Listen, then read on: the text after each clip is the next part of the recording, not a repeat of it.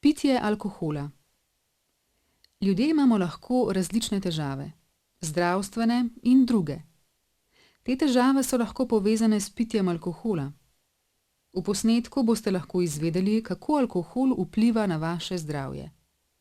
Sami lahko ocenite, ali pijete preveč.